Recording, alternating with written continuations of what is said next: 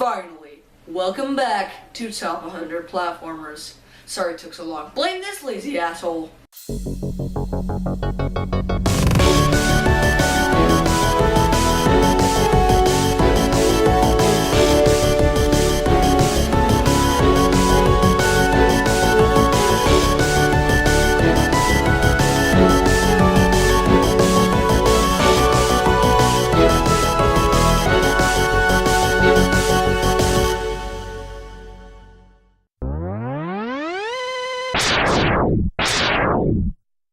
Rayman is a series that I really need to get more into. I mean, I've only played 2 games in the franchise, and they were both what many people consider to be the fake games in the series. Guess I'm just a fucking casual though, because I love Rayman Origins. The story of this game is an interesting one. Originally, it was set to be released as the title suggests, an origin story of how Rayman and Globox met. And actually, looking at early screenshots and gameplay footage, it would have been an extremely different experience. I mean, yeah, the gameplay is still reminiscent of the final product, but it looks and feels very different. But after its announcement, the next few years were shrouded in mystery. At multiple points, it seemed as if Ubisoft had forgotten about their limbless little mascot. But luckily it didn't, and eventually, Rayman Origins was released as the game we know and love. Am I saying that I'm glad that the final product was changed? Not exactly, as I think the other one would have been really interesting. I know the name Origins doesn't exactly fit or work, but forget all of that because this is an expertly crafted game.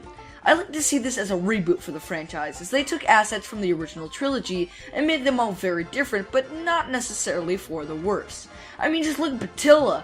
They improved her character, what was I talking about? Oh yes, the art style of this game is also quite pleasing to the eye, and really shows that when given time, Ubisoft can make something great. Seems as if Watch Dogs should have been given more development time, eh? But random tangents aside, there are just so many great things about this game. The music is really well done and captures the essence of every level perfectly, and the story is so... okay, the story kinda sucks if I'm gonna be honest. Being the reboot that this franchise so desperately needed, I just kinda get the feeling that the plot wasn't so high on their priorities list. It goes that Rayman and his friends are just chilling out at Bubble Dreamer's resting grounds when an old bat from hell gets tired of hearing their obnoxious loud noises. So she sends out her minions to put a stop to it. While this setup might not be something that will win an Oscar, it works for the simplistic design this game is going for. But why isn't this game of magnitude any higher? Haha! I bet you thought you were done hearing that after part 1. I'm full of surprises. There's one major drawback to this game that was so bad that Ubisoft literally made it absolute sure that it wasn't included in the sequel. That drawback comes in the form of the Electoons. Now, I'm all for keeping traditions, but these things make the game so much more tedious. For the first half of the game, it doesn't exactly tell you anywhere that these are the most important things in the game, and you should be getting all of them in each level. After completing 6 worlds, you're told that you don't have enough Electoons to face the final boss, so they make you go through all 6 worlds again with slightly different levels. Not just that, but if you haven't collected almost every single one in every single level, you have to play through almost the entire game again, just to get enough. This is one of the biggest design flaws, and yet... I still love this piece of work. Do yourself a favor. Pick it up if you get the chance. Just make sure to get all those goddamn Electoons.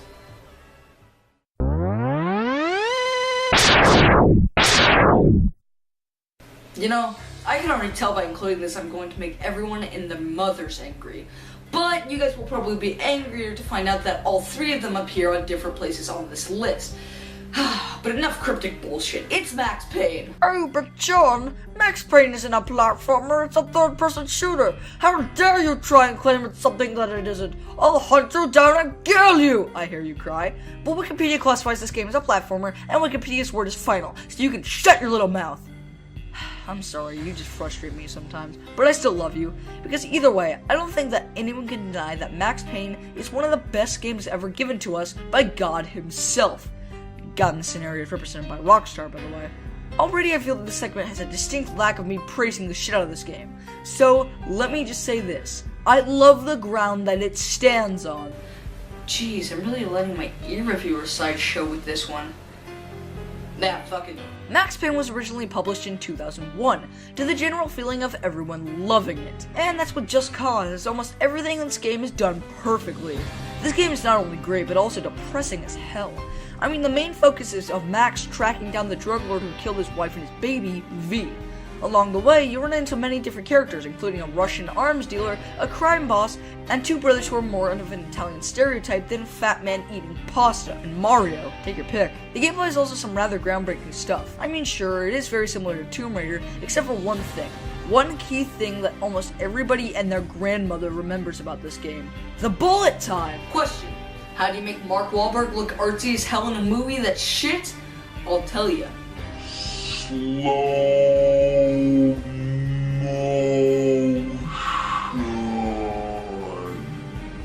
And it's pretty fun in the game as well. This little thing is actually what separates the Max Payne series from other games that are very similar to it. Well, that and the admittedly disturbing hallucinations. Oh yeah, I kinda forgot to mention those. This happens at a point in the game where Max has been very badly beaten and is on the brink of death. Because of this, he starts having vivid waking nightmares about the calming June day when his family was murdered. Half of the time with this, you're honestly not sure how much more of Max's psyche can handle this before he completely loses it. The answer to that was clearly 2 other games. I'll take what I can get. With this game, you really should be playing for many things, and all of it comes together to form a great game that should never be forgotten. Guest entry!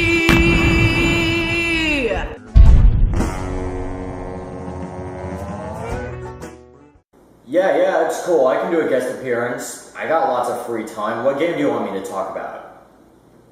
Oh, that's a good one. Alright, I think I'll film it now. See ya. The 16-bit era was home to some truly great platformers, and if you ask me, and not Blackish Butler, mind you, the best one would have to be... Hang on.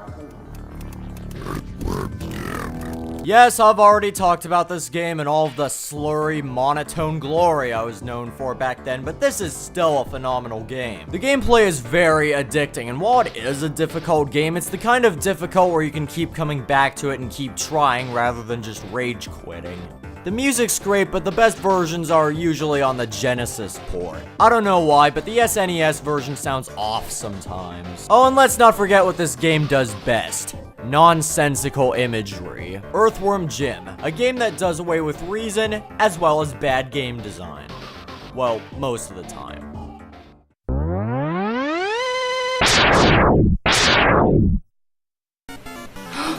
There's been a disturbing lack of Mario on this list. Something must change. And since I just love being a hipster, nah. We're gonna talk about one of the most underrated games in the franchise, Mario 2. Oh my god, I love this game! Oh, and just so we can get out of the way, I'm painfully aware that this game is a reskin Doki Doki Panic, so I don't need anyone to point it out. I'll simply be calling it Mario 2, as that's what it is to us Americans. And though it might not be the real second game in the Mario series to some, I really do feel that it's a great game. As a sequel, it's terrible, having polarizing differences to the first game, but as an experience, it's one of the most entertaining things on the NES. Mario 2 was released just a few years after the first, and I feel it succeeds in every way. For one, the combat was changed to something much more accessible to a wider audience and less hard to get the hang of. And yeah, I know that might not mean much considering the first game had one of the most simple things ever, jumping on enemies with the occasional fireball as its combat, but I really do think it's better here. Oh no, but I forgot that the irate gamer said that this game sucks, so it does. Silly me. Lost levels? Wait a minute, there are lost levels? Where on earth did they find these things? And how exactly did they become lost in the first place? Truly a prophet of our generation. One of the other great things this game did was introducing many fan-favorite enemies that are now a staple in actual Mario games. Like the Bob-omb, but fuck them, because it also introduced one of my favorite enemies in the entire series, the Shy Guys. This is sort of hard to explain, but I love Shy Guys as much as I will my firstborn child. Do I need to get my priorities straight? Most definitely. Am I going to? No. I think my enjoyment of these multicolored freaks is that I used to play Mario Kart DS all the time with my younger brother, but he was the one who owned it. So I was constantly playing as the default secondary character, which I'm sure you can guess what they are. But if I'm being completely honest, I am thankful for all the other enemies this game brought to life. Even a great deal of them never appeared again. But that may be the best for some of them. Can you imagine a 3D Phanto? That's the shit nightmares are made from. But some of these guys are really cool, like Ostro. Why the fuck did this really creative enemy never appear in another Mario game? Actually, Yoshi probably took his place. Whatever. I remember when I first played this game, I actually thought it was better than Mario 3 because it looked, well, more colorful. And while I'm still not under that mentality any longer, I will always remember this game as being something that I really enjoy, and that I can play if I'm ever down. But remember, don't fuck about with bob-ombs. That turns out horribly. Oh shit!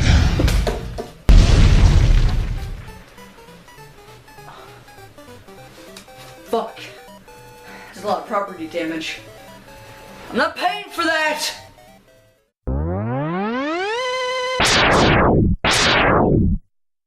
There are several series that, while their games on the NES were great, when the next generation of consoles came around, they were rebooted. And more often than not, these reboots were miles better than the original. These come into play with such things as Mario, Zelda, etc. But I think that no one can deny that one game that had this treated in the best way possible was the Blue Bomber and Mega Man X. Oh, were you expecting me to do the whole rant about how much I love this game again? Come on, to be redundant. Let me tell you guys a little story about this game. I had heard for years that this was one of the best games that you could possibly find on the Super Nintendo, and never understood it. I mean, I played it for hours on end on an emulator, and I didn't really find it to be anything special. It was great, don't get me wrong, but I just thought, meh. That is until I bought it on the Wii U Virtual Console. But once again, I didn't really play it all that much, even when I really intended to. That is until one night, when watching a shit ton of Will's Let's Plays, I decided to play it just to try it out. I then accidentally played the damn thing until 3 in the morning. I got 3 hours of sleep that night, but I didn't even care. It was actually one of the best things available, and I'm very glad I had that experience. Now, about the actual game. This game basically took what was already a really enjoyable format from the classic Mega Man games and pumped it with fucking steroids and hormones. I mean, the dash alone. Can I just gush about the dash for 1 second? I love this thing so much. It is quite possibly the best upgrade you can get in any game. Want to get to a high place?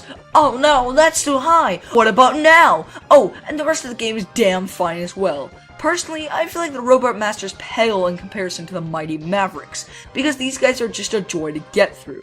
I mean, I actually enjoy all of the stages, which is a physical impossibility with most of the Robot Masters. I also love the way that they worked in little upgrades throughout all of them, so you felt like you were getting more of a bang for your buck, and not just new and improved weapons. Oh, and that's another thing. The weapon system has thankfully been nerfed to hell here. In other Mega Man games, if you had the weapon that the Robot Master was weak against, bang, you win. That's it. Good job, son, you did it. It's honestly as simple as that. But here, the weaknesses are sort of built around the fights more. The weapons make the fights significantly easier, but not ridiculously easy as it was before. And the music and pixel art, it's just so awesome. But I really need to move on before I could become Egoraptor. Well, we had a club. Okay. Called the D Club. I have an idea. Let's create a club where we just show each other our tits. Alright, I definitely don't want to be him.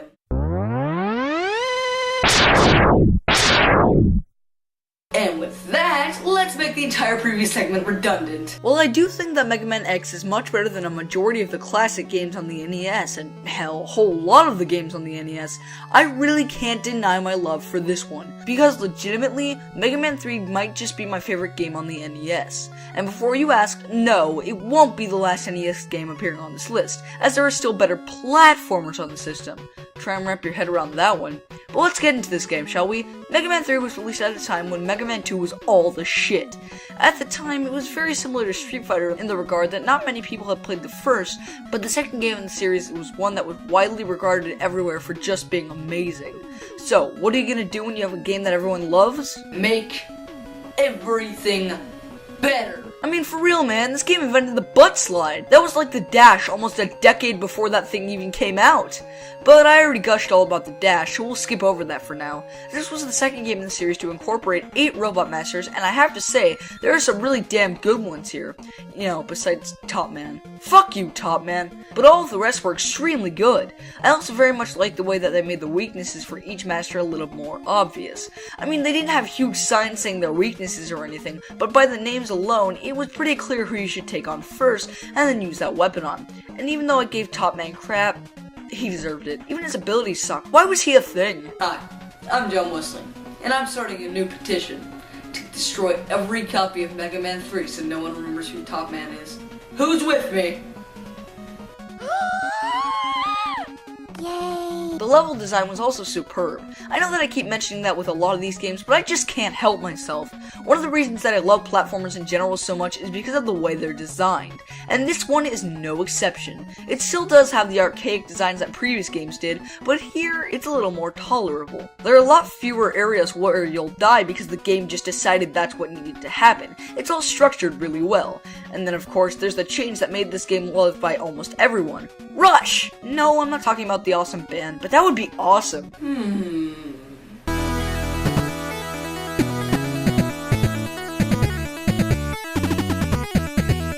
All in all, this game was a great addition to a franchise that definitely added what was needed. Go play that shit!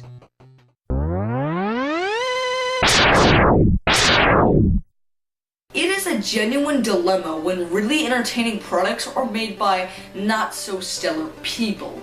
It's like with Doug Tanaple and the Neverhood and Orson Scott Card and Ender's Game. Alright, and also there's the more relevant example of Philfish and Fez. There you go. Okay, this needs to be talked about. Fez was originally released as a small but entertaining indie game that seemed to come from the mind of someone who really must love the world and everybody in it. I know that's what I thought until I saw Indie Game the movie, where Phil Fish's dark history while making the game was revealed. Basically, he lost all of his friends, his family stopped respecting him, and his entire life was then based around making the game. Pretty horrible stuff, but through it all, he made it, and this gem of a game was finally released. But unfortunately, developing the game made Phil a little psycho, and so he scrapped Fez 2 and blamed it on the fans. Pretty fucked up, but it doesn't take away from what Fez is. A phenomenal game. So just to be clear, for the rest of this, I'm going to be focusing on what makes Fez great, and not really delve into Fish's psyche. It's a dark place in there. You'll get lost. So yeah, Fez is quite possibly one of the most interesting game concepts I've ever heard of, and played. At the near beginning of the game, you are given a Fez, what else, that gives the main character the ability to switch between the dimensions in the game to solve puzzles, and just explore. That's right, this game is officially 2.5D! I love you, Caddy! But there's something really interesting about Fez that makes it stand out from all the rest. There are no real enemies to be found. This game doesn't even have an attack button, so it feels no need to throw waves of baddies your way. But this is one of my favorite things about Fez. The only way to die is through your own platforming fails. And honestly, it's a very nice change of pace from other games. I mean, for this game's sake. If Shovel Knight didn't have enemies, that would kind of blow. But here, it just adds to the general feeling of exploration that's present in the entire thing. Your whole goal throughout is just to go around and admire the beautiful art, trying not to think about how Phil Fish is the biggest piece of shit on the planet, even if it is hard. And the music. Oh my god, the music is amazing, I love it so much. I want everyone who hates the soundtrack of Fez to fucking...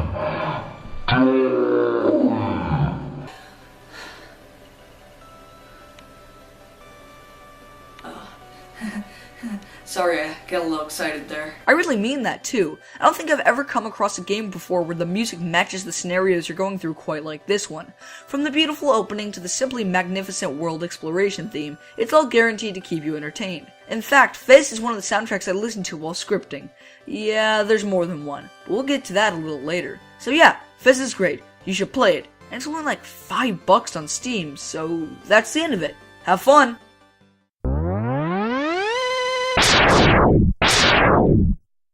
You know, I have sort of an odd thing that I do when I watch YouTube videos. So first off, I watch primarily gaming videos, which I think anyone that took a look at my favorites could distinguish. I mean shit, there's like nothing else in there.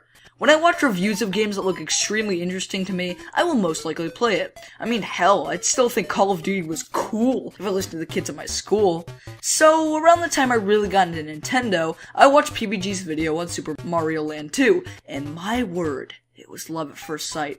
This game okay? It's pretty fucking great.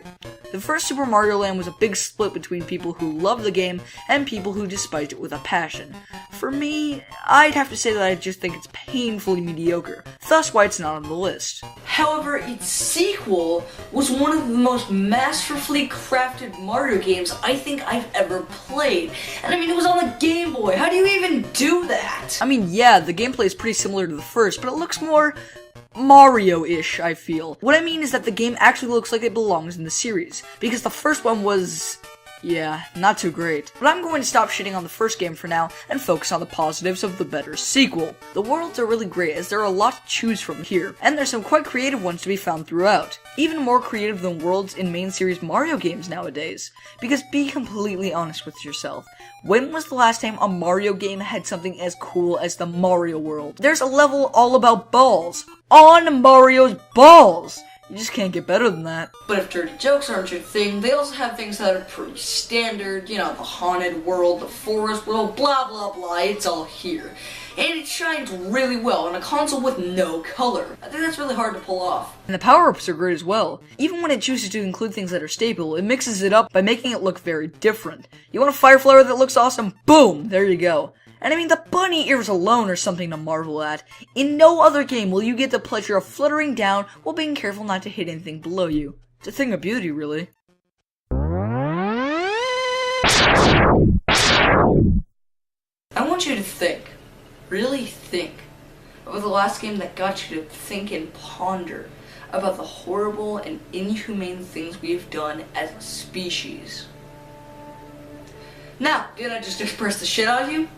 No matter. Let's talk about Braid. Yeah, I bet you didn't expect me to go to this after talking about all that stuff, but it's the truth. The game that most recently got me to think about shit very seriously was this quaint little indie game.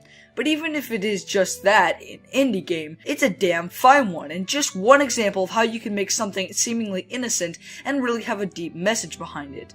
But before we get into any of that nonsense, why is this game so great? Well, for starters, just like many other independently made games, this one has a central mechanic that is present throughout. Here, it is the ability to manipulate time to your heart's content. And just like its special little secret, it takes something that's kind of a simple idea and makes it something truly expansive. I mean, it starts out pretty normal. You can just go back in time whenever you die, and you probably just expect it to be something that isn't expanded on. I mean, that just means you can't die, right? That makes the game incredibly easy. No! No, sir, it does not! Because as soon as you step into the second world, it already becomes something completely different. It goes from being just a simple journey to collect some puzzle pieces using the influence of time, to having to use it to move platforms and to get across deadly chasms. And it's all in the interest of just completing a giant puzzle. Sort of like Banjo-Kazooie, but with a much deeper meaning. And the soundtrack. My word, it's beautiful. It's not actually fully orchestrated as I once believed, but is just made up with a few simple instruments. But even if that is the case, the composer manages to make some wonderful melodies. I mean, the overworld theme alone. It's a thing of majesty, I love it. Mwah, mwah, mwah. And now, it's finally time to talk about what I've been hinting at throughout this entire segment. The ending. Or, to be more specific, the true ending. I mean, yeah, the normal ending is already a huge mindfuck where it turns out that the princess was actually running away from you, effectively making you the villain right then and there. But there's a much more interesting one to be found, and unfortunately to get it, you actually have to collect every single puzzle piece in the game. After achieving 100% and coming back to the same level, there will actually be a place where you can jump into the princess, which causes her to explode. This admittedly doesn't make much sense at first until you do a little research, and you find out something interesting. Braid, this entire game, is actually an allegory for the Hiroshima bombing in World War II. The whole mechanic of going back in time is actually meant to represent the feelings of the people who created the notorious nuke, and how they desperately wanted to go back on their actions. And when put into that light, you realize how many metaphors have been masterfully woven into this one little part. You being the villain is how the scientists believe they would have been helping the right side, only to have that dream crushed as they realized what a horrible thing they had done. It's some heavy shit when you think about it.